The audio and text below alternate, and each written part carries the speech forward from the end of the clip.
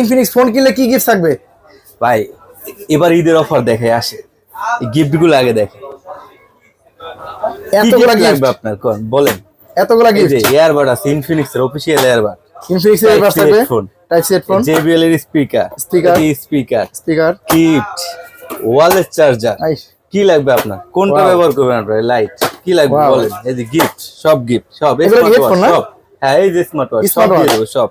এই যে নিকব্যান্ড, কে যে হেডফোন পছন্দ করে না, নিকব্যান্ড একটা ফোনের সাথে 10টা করে গিফট দেবো। কোনটা চাই আপনার? মডেল চয়েস করবেন, যে এই গিফটটা আমার দরকার, ওইগুলা দিয়ে দেবো। এটা কি ওয়ালেট? কোনটা?